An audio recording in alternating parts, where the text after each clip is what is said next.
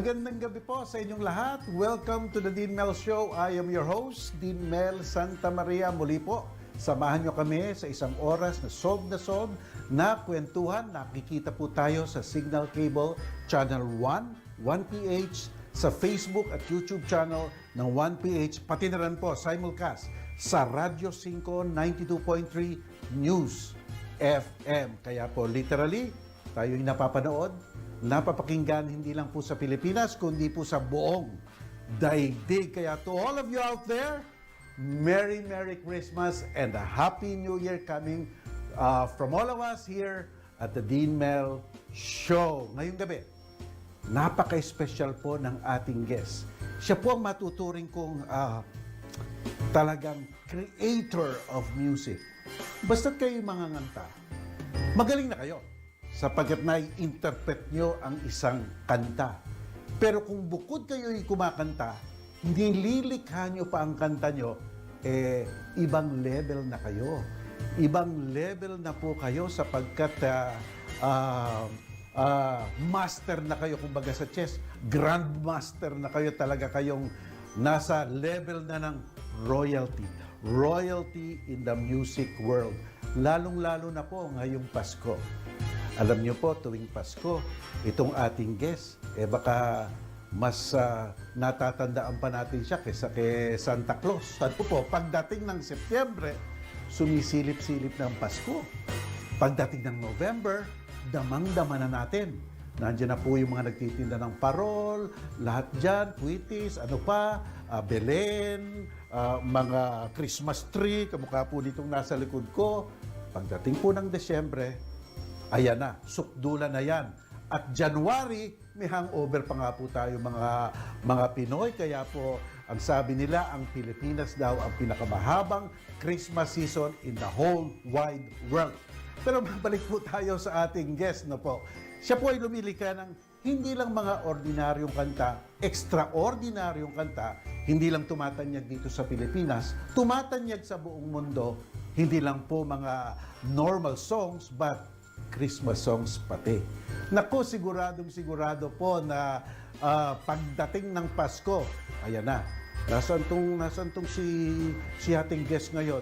Kasi po, nagdadagdag siya ng ating pagkasaya tuwing Christmas season. No po, dahil sa kanyang mga nilikhang mga kanta. Kaya po ang guest natin ngayon, hindi na ako magpapatumpik-tumpik pa. Siya po ay si Jose Marichan. Wow! So special tonight. So special tonight po, kaya ako'y excited na. Huwag po kayong aalis. Hintayin niyo po at makakapanayam na natin si Sir Jose Marichan. Bow. Sandali lang po.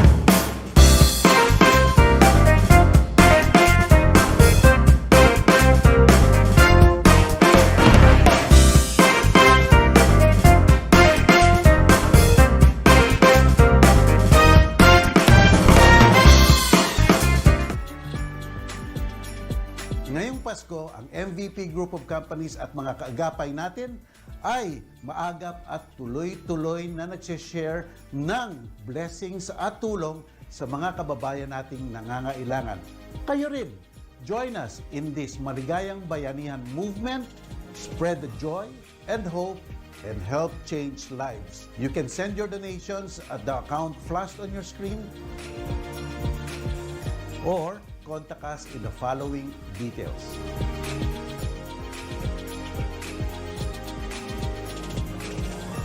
Makisali na sa isang maligayang bayanihan Pilipino.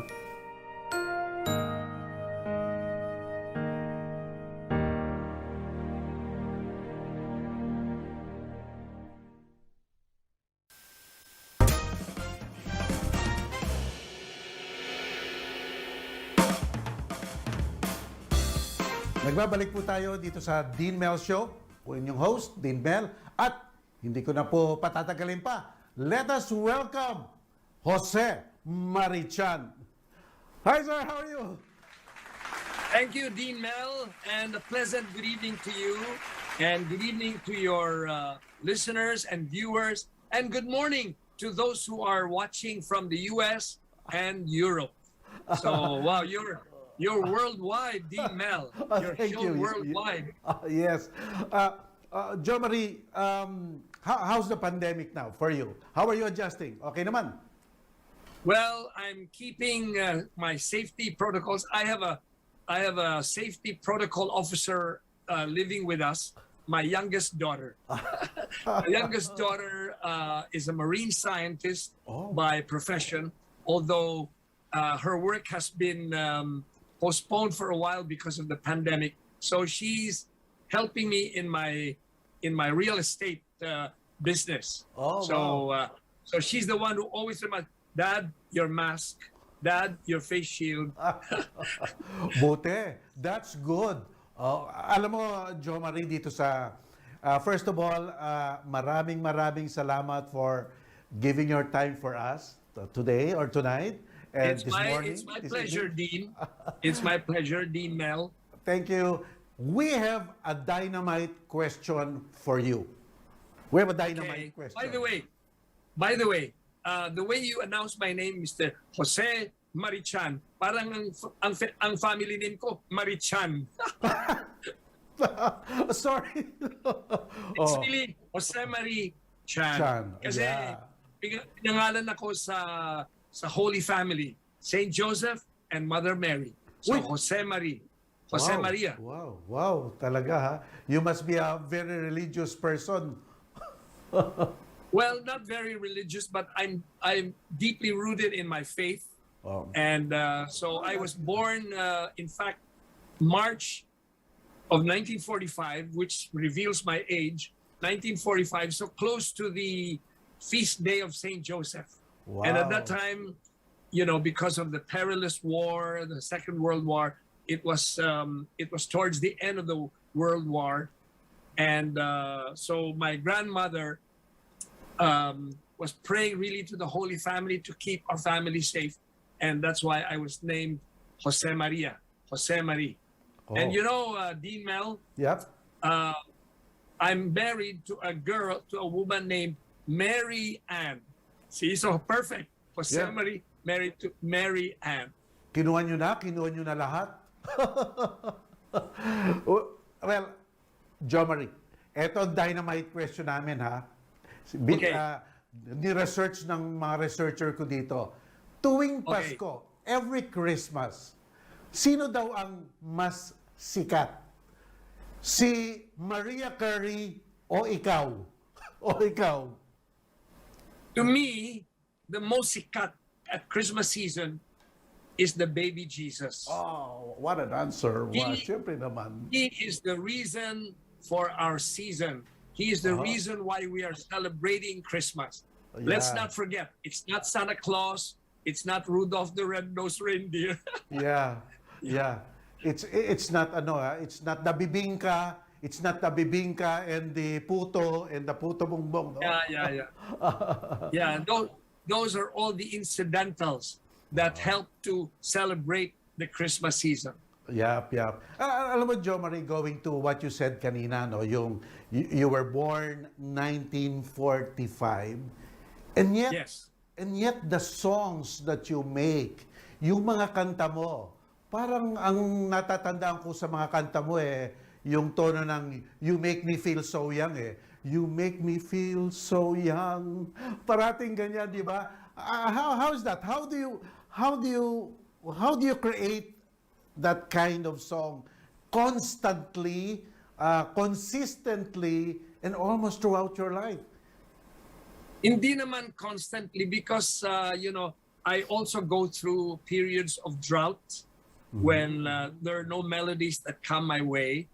And but all my life kasi, Dean Mel, I've always loved music. Music on the radio.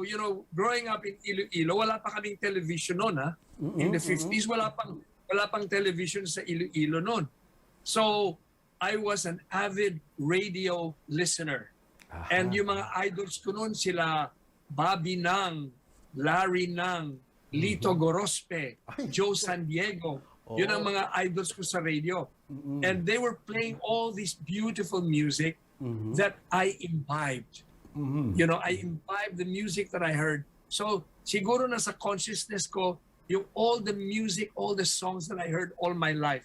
So, I have to admit that I borrowed some notes from those songs. I borrowed some chord progression from those songs, so that when you listen to some of my songs, they almost sound derivative. Na parang kahawig ng itong kanta, something like that. Lahat naman na composers, they borrow. Some they even steal. Jo Marie, you said no, you have some moments of drought, no? So, what's the inspiration? Is it an event? Is it a person? Is it a moment? Or does it come almost instantly? What's the inspiration? How are you motivated? Sometimes it just comes. I'm riding a plane, and then there's a melody that comes to mind. Okay, and then I write it down. Or sometimes when I'm driving, and a melody would just occur to me, a combination of notes. Da, da, da, da. Hey, that's nice. And I would write it down. Sometimes before I sleep, there's a melody that comes, and then sometimes I forget to write it down. So I promise myself, hi, that's a nice melody. Tomorrow when I wake up, I will record it. And almost always, when I wake up, nakalimutan ko na yung melody. That's what I call a song in the night. Oh. In one of my songs, Beautiful Girl, I fear that I might have lost you forever like a song in the night. Yeah. I've lost you forever like a song in the night, because there have been many, many melodies and tunes that I've lost, tunes that came in the middle of the night or before I go to sleep. Sayang. So from that time on, no matter how sleepy I am, when it's a nice melody, I wake up, I go to a piece of paper, and I write it up. Da, dee, da, da, da. Okay. Wow. And then I go to sleep. Yung pinaka-earliest song mo, at least as far as I know, na narinig ko, yung Afterglow. How did it come about? Paano? How was it? Wow. You have done your research, litigator Dean Mel. Oo. Okay. Afterglow I wrote that in 1966, 67. At that time, I had a girlfriend, si Mary Ann, whom I eventually married. Okay. And at that time, we liked each other, but there were many other suitors. And so there was a moment when she was getting confused with her feelings. She liked me, and yet she was also beginning to like another guy. That happens really among young people, teenagers. And so I came out with that concept na we're only at the afterglow of what we know as the spring of our youth. We've loved and shared the dawn and hoped that we'd go on because life, so love has to cry but need not die.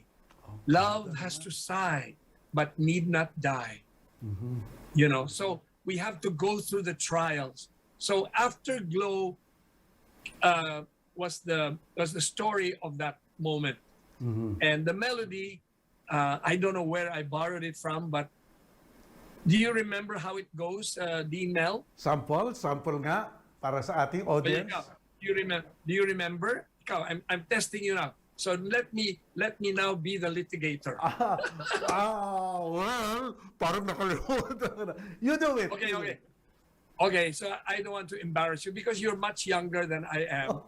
So, da ra ra ri da ra, da ra ra ri da ra, da ra ra ra ra ra ri. Love has to grow, but need not go.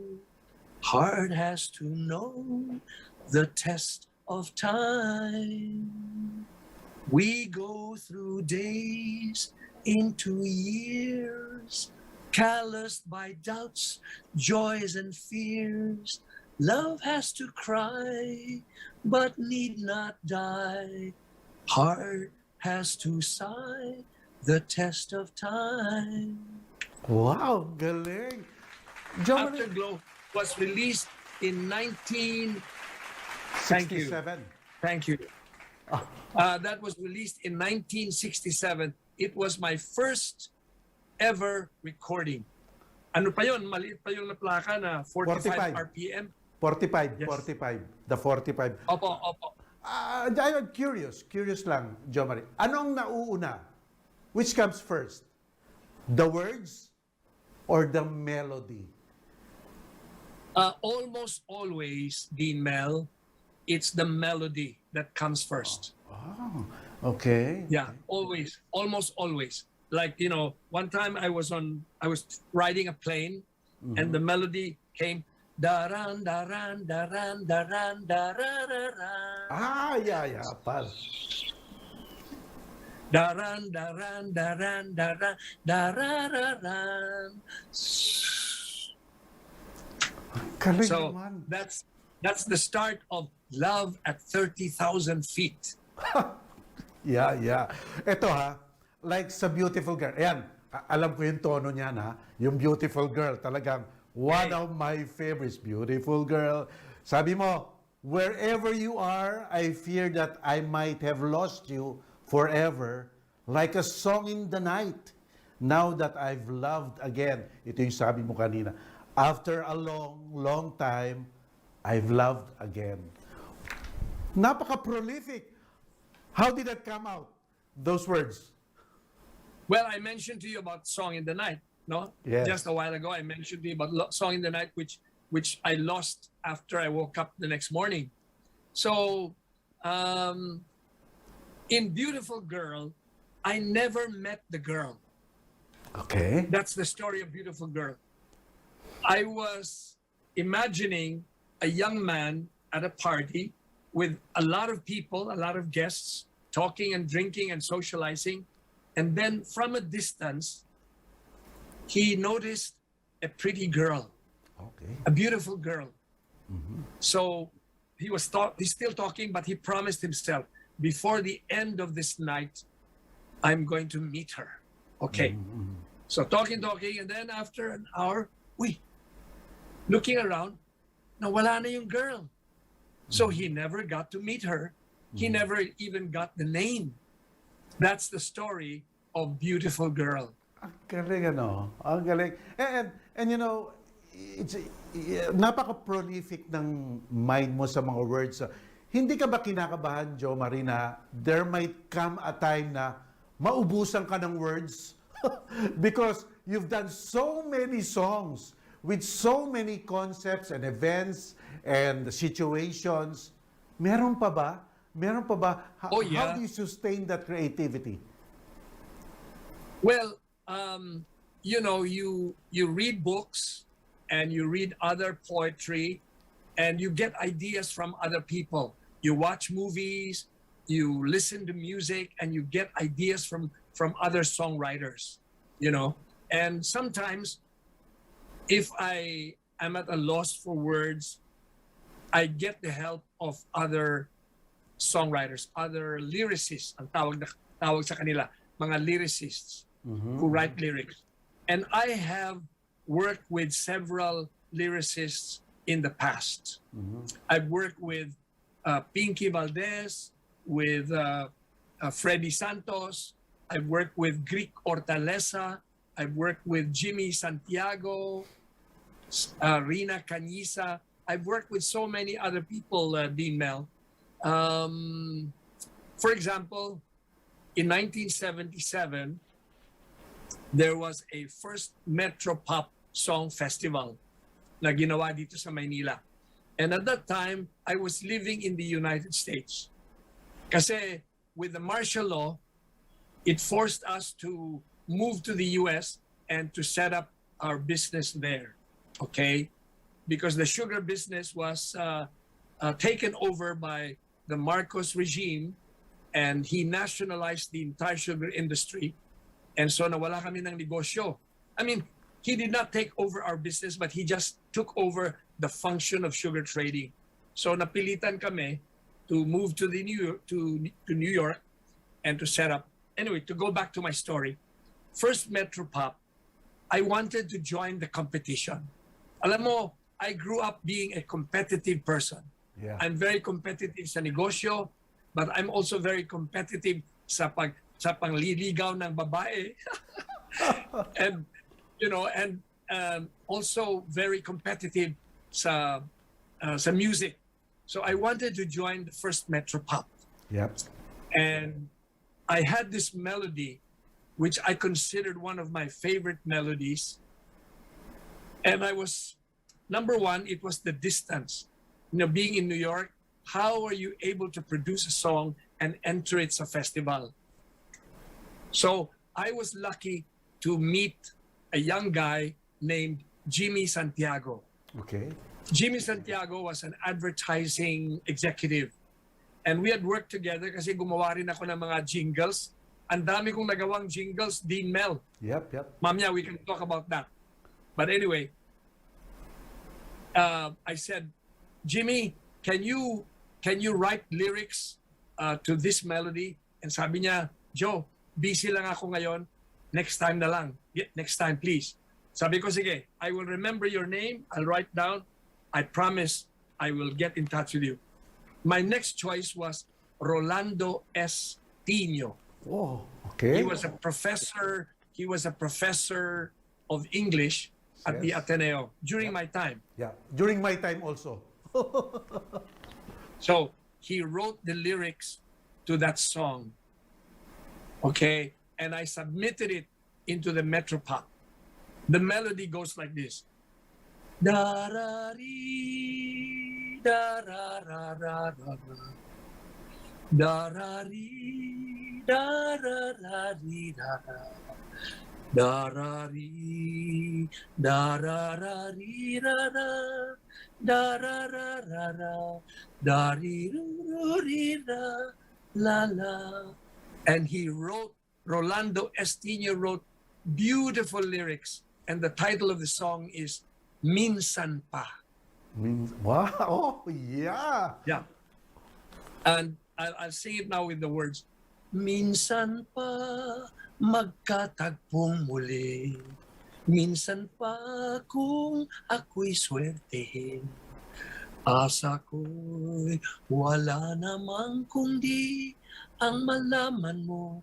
Pangarap ko'y ikaw pa rin. Lihim ay di ko na ikakailang minsan pa. At baka ang mangyari na'y lumisan ka ng minsan pa. Galing. Beautiful words by Rolando Estino. And that remains one of my favorite compositions. Yeah. And Unfortunately, the song became a finalist, pero hindi siya nanalo. Okay Pero- lang, okay lang. Pero hanggang ngayon, You know. kinakanta pa. Yun ang maganda eh. Parang everlasting. Sa mga ganyang ginagawa mo, sino sa mga interpreters, sa singers, tuwing naririnig mo yan, sa tingin mo, ang nakapag magandang delivery niyan? The one who delivered it the best. Oh, you're talking of Minsan Pa, the song? Yes, minsan pa. Minsan Pa has been recorded by Janet Basco and then recorded by Celeste Legaspi and also recorded by the group called The Company. Oh, yeah. So it has been recorded by these three artists. And, well, baka nga unfair question, may preference ka ba dun sa tatlo? No, they're all, alam mo, Dean Mel, each singer has her own personality. So when you give her a song, she puts in her personality into that song and she gives the song wings. So it's the interpretation. You know, just like the songs of the Beatles, Yes. ang dami na nag-interpret, and each one is uniquely beautiful. You cannot say this one is better, you know, sometimes it's a matter of taste. But no. So I respect each and every single interpreter of my songs. Talking about the Beatles, I remember your counterpoint sa Eleanor Rigby. Di ba? Ang ganda noon. Sabi ko, wow. Yeah. No, it's a counterpoint to the song Here, There, Yeah. and Here, there, and Everywhere. everywhere. How does that go? Sharing every moment with you, every single touch of your hand in mine, your lips of wine make all my dreams come true. When you listen to that melody independently, Yes. you would not think that it sounds like Here, There, and Everywhere. Yeah. But actually, it's a counterpoint. Yes. A counterpoint, Dean Mel, means I lay out the chord progression of the song from beginning to end, the chord progression. And then I compose my own melody over it. So, contrapunto. So it's Yes. counterpoint. So you can sing it together, but, you know, so because one of my favorite songs of the Beatles is Here, There, and Everywhere. Yep. So one day, Beautiful. while driving, and I was listening to that song on the radio, wow, ang ganda. So I found myself humming a melody parang in counterpoint to it, parang in harmony to it. So binuo ko yung kanta, counterpoint to Here, There, and Everywhere. Ang galing. Brilliant. Jo Marie, stay put, stay put. Magagap lang tayo mga kapatid. Huwag po kayong alis. Ang dami pa namin pag-uusapan. Sandali lang po.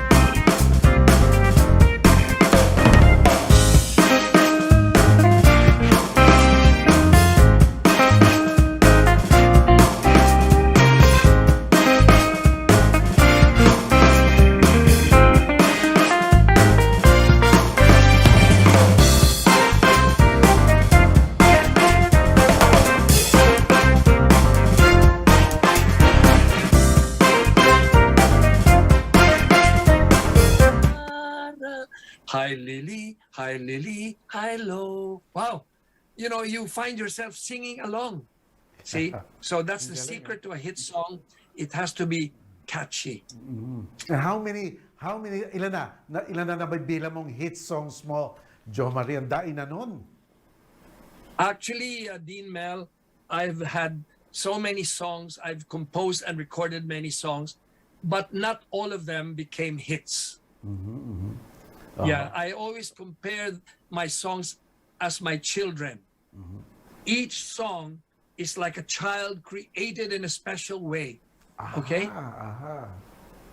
So, and your hope is for the child to become successful, for each child to reach his maximum potential.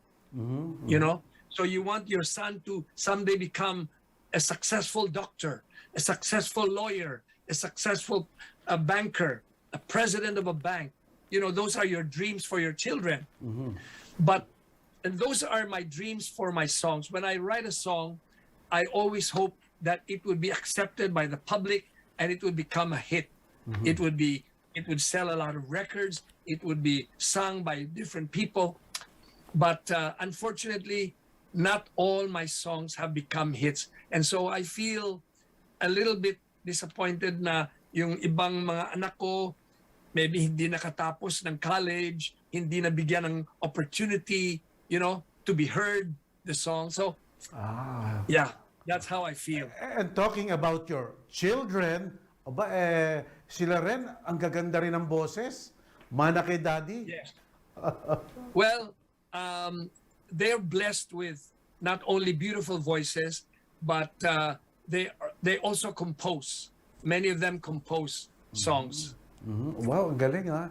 So talagang and nakapag-duet ka na ba sa mga anak mo? Kila Liza, kila Joe, kay Mike? So, yes.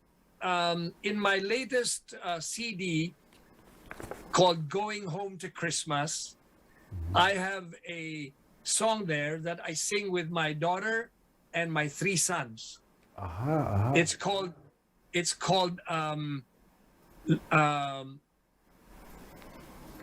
wait. Christmas Moments? Christmas Moments? Yes, Christmas Moments. Yes. I remember my Christmas when I was 10, and then I remember my Christmas at 17. Yeah. I remember my Christmas at 25. Yeah. You know, binigay ko yung mga stanza sa mga anak ko. Ang ganda no. Parinig nga nun, Jo Marie, Christmas Moments. Yun yung pinag-uusapan namin kanina eh. Yeah. So, I remember my Christmas when we went around. Daddy drove us down to some orphans in town. We gave some goodies away. Happy faces made our day. We learned that giving and sharing is the real Christmas way. By the way, kanina, Dean Mel, I mentioned the name of Jimmy Santiago. Yep. You remember? Yes. Kasi when I first approached him, sabi niya, busy ako, Joe, next time na lang. So the next opportunity was another Metro Pop Song Festival. You know, I never give up. Yes. I didn't win in the first one. I don't give up. Okay. I always tell my friends, the blow that will not break you will strengthen you. Okay, yeah. Tama ho ba? Yep. Okay. So, the next one, I gave him a melody, and he wrote beautiful words to it. It was interpreted by Anthony Castello, and then later on, it was interpreted by Lea Salonga, and then later on, Martin Rivera also recorded it. I don't know if you've heard the song, Hahanapin ko ang awit at ang tinig mo pag nalayo sa'yo. Have you heard that song? Yeah. Tuloy mo nga. Hahanapin ko ang halakhak mo kahit na kung saang dako. It's essentially a song about the OFW who's leaving the country. Yeah. And he will carry the memories of the Philippines and his love for the Philippines with him wherever he landed. Oh, wow. Well, talking about from people to events to situations, nakakakita ka, no? Lalo na dun sa mga jingle mo sa kamukha kanina. How does that story naman, that story of yours creating mga jingles, how does that go? So jingles, usually, they give you a timeline. They say, okay, we need this melody by tomorrow kasi nagmamadali ang kliyente. No? So, itong linya, binibigay sa akin yung tagline. Yes. Set this to music. Okay. Sa lasa't lasa, walang tatalo sa Alaska. You know? So I come up with that. You know, sometimes they give me only half a day. Oh my God. You know, I have to come up with something that is catchy so that pag nadinig ng tao, ayan. So, yeah. So I've written many jingles. One of my favorite ones is long after your phone call has faded away, long after your warm hello has dimmed, for no one throws a Hallmark card away. No one throws away memories. Uy! Hallmark. Yeah, naabutan ko pa yan. Ang galing, ang galing, And so, both long music, short music, lahat na ata nagawa mo, Jo Marie, talagang sobra. Yeah, thank God. Thank God that God has blessed me with all of these opportunities in my lifetime to write songs, music, even theme songs for movies. I've written movie themes for Dolphy, for for Hilda Coronel, for so several movie themes I've written. Ang ganda naman, ganda naman. Well, pasok tayo dito sa Pasko. This special season of Christmas. Does that give you added motivation, added inspiration? Well, the first time I wrote Christmas in Our Hearts was in 1990, Dean Mel. That's 31 years ago. Yeah, 31 years. But, yes. Yeah, I've been blessed with that gift kasi biro mo 31 years na, and that song continues to be sung year after year after year after year. Yes. So how blessed I am. Oo. And yun nga, no, parating it's such a wonder. It's such it's amazing for you to be able to, just pick up lines and create a story and group together paragraphs and words and make it so meaningful. Actually, make it so meaningful. And yet when you look at the lyrics, there's nothing so profound and deep. It's just really it's so nice to hear, which para bang sinasabi, Jo Marie, yung gusto kong sabihin, yan ang gusto kong sabihin, yung kanta ni Jo Marie, di ba? Yeah, yung my idea of a perfect Christmas is to spend it with you. Yep. In a party or dinner for two, anywhere would do. Oh. And mabuti na lang when did you, so at an early age nalaman mo na, okay, this is my destiny, this is my field, and you're lucky you have parents, no, that really supported you, at least eventually, Jo Marie. Yeah, and my parents were supportive. They saw that it was a passion. Music was my passion. And so they allowed me. Para bang, it's a hobby. So, and it's a productive hobby. And it's a constructive hobby. And it's also, it touches other people.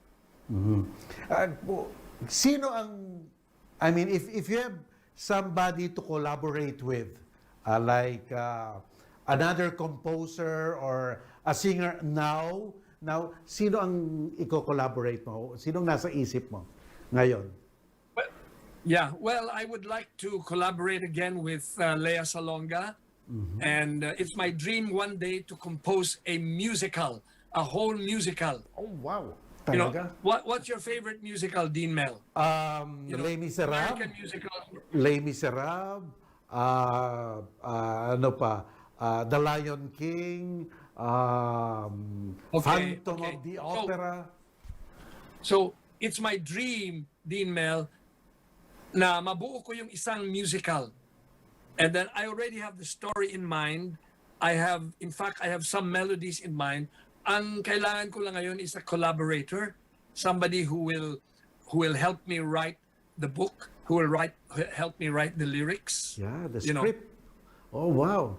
Wow, that's something to look forward to. That's Jo my Marie. dream project, Dean Mel. Meron pa talaga. Jo Marie, in this show, meron kaming tinatawag na The Dean Mel Challenge. Papa-challenge ka na ako. Okay. Jo Marie, we'll flash other holidays, then you can give a song about it. Konti lang, short lang. Ha? Okay? You mean I'll come up with one of the songs that I've written Yep. for that occasion? Ganun ba? Yes, pwede. Yep. Okay. Right. Okay, sige. Ito. First, numero 1. Valentine's Day. Anong song mo dyan? Okay. Nako, marami akong love song. So, well, offhand, I can think of Deep in my heart, I love you. And another song is Thank you for the smile that never fails to brighten my day, for the tender look when you gaze at me with eyes that warm my heart, for the music of your laughter, touch that makes my pulse go faster. Thanks for all the memories of a lifetime. Thank you for the fire that you have set ablaze within me. Wow. With your kisses, you've awakened this old heart from its slumber. I feel like 17 again. It's all because of you. Thanks for choosing me from all the rest, though I'm far from being the best. Most of all, I want to thank you, love, for loving me. Nako, sasagutin na yan. Siguradong sasagutin ng babae yan, basta kinanta yan. Okay, numero 2. Ito. All Souls Day. Ano naman ang kanta sa All Souls Day? All Souls Day,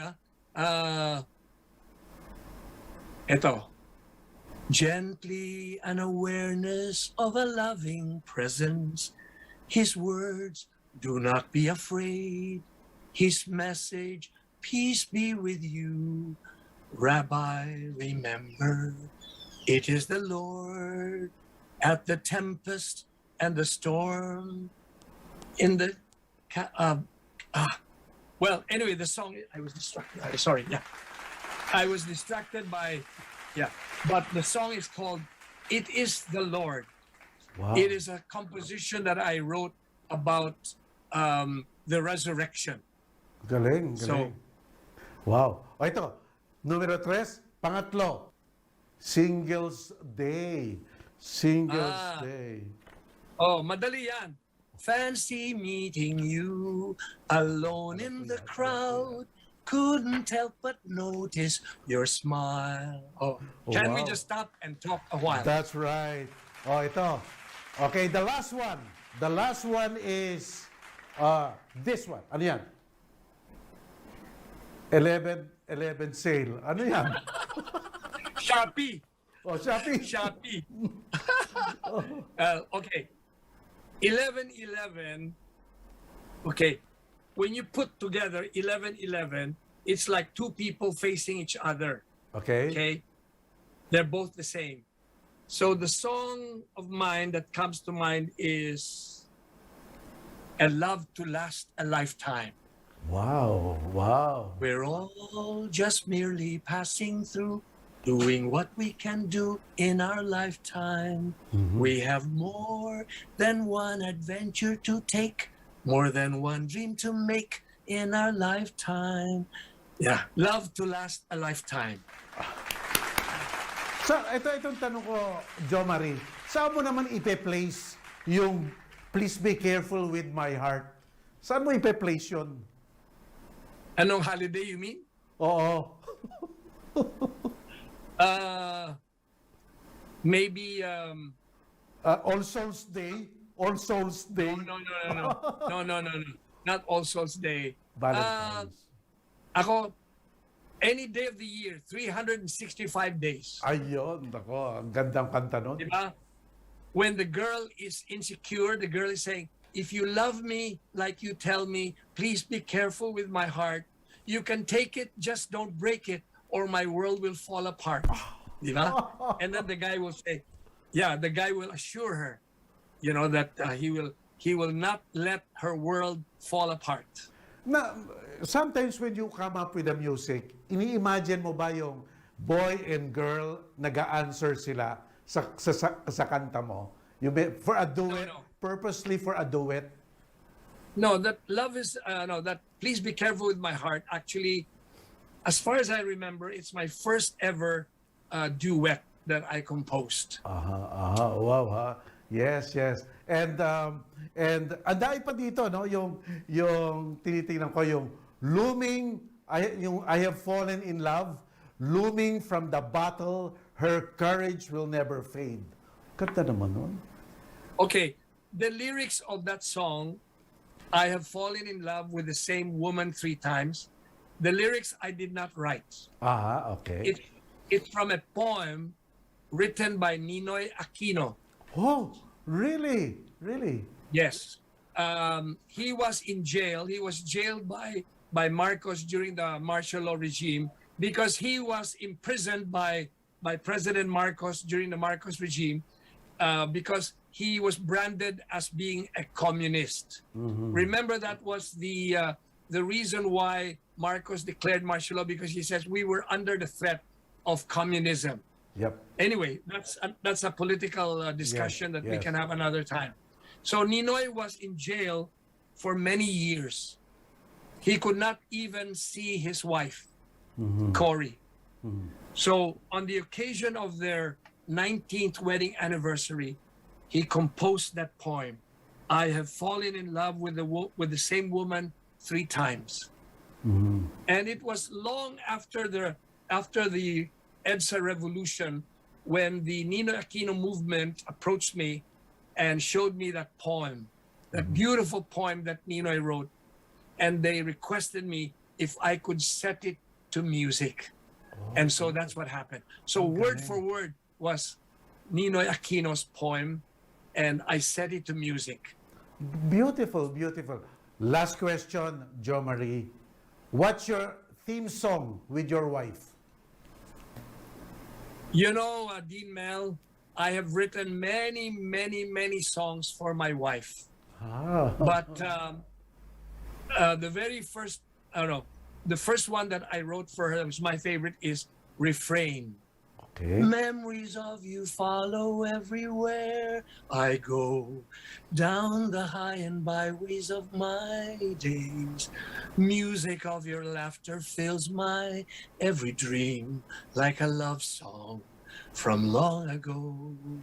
Wow. And then the most recent song that I wrote for my wife is a Christmas song for you.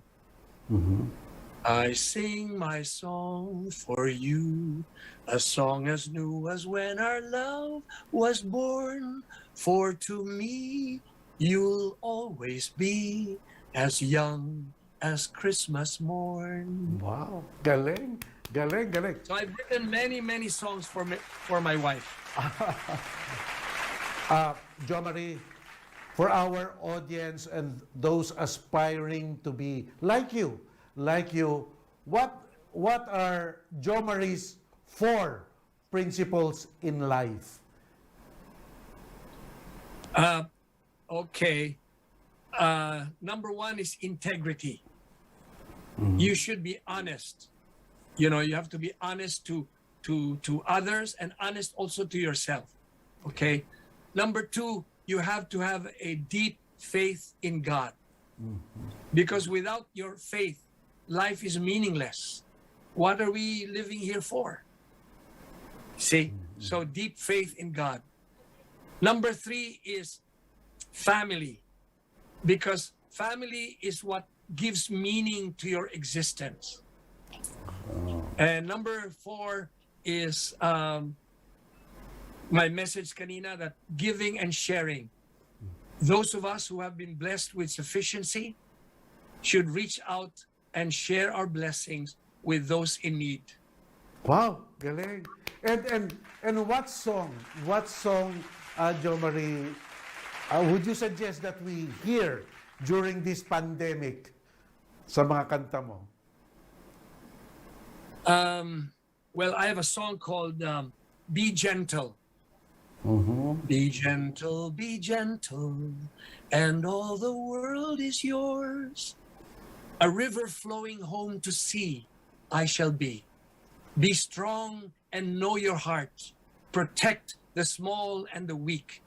And love like morning rain shall fall on us all. There is no peace in an angry heart. The wise know the truth. There is no power stronger than gentleness of heart. Beneath the water's hand, the rock will turn to sand. It took a wounded man to show the world that if we want to live, we must forgive. Wow. That's a song called Be Gentle. That's so meaningful. Jo Marie, again, thank you very much. It was a pleasure, an honor, and especially a joy, truly a joy for all of us, for you to be with us tonight for our Christmas special. Thank you. And thank you, Dean Mel, for guesting me. And I want to wish you a very Merry Christmas. And to all your listeners all over the world, may this Christmas be extra meaningful for you. Despite the challenges that this pandemic, this dreadful pandemic posed, we will overcome. But most importantly, remain prayerful and remain hopeful. Hopeful that soon this China virus will disappear and we will all be free again. Thank you very much. Wow, what a wonderful way to end this show. Thank you very much, Jo Marie Chan. Bye-bye. Mga kaibigan, well, we've heard from Jo Marie Chan. We're all inspired. Tamang-tama ngayong Christmas season. At tandaan nyo, ang sinabi ni Jo Marie, be prayerful, be hopeful, makaraos na sana tayo sa ating mga problema ngayong Pasko. Maraming salamat muli po kay Jose Marie Chan. Muli po, Merry Christmas and Happy New Year to all of you. Ito po muli ang The Dean Mel Show dito sa 1PH. Kami, ang boses ng pinagkakaisang Pilipinas. Maligayang Pasko po ulit!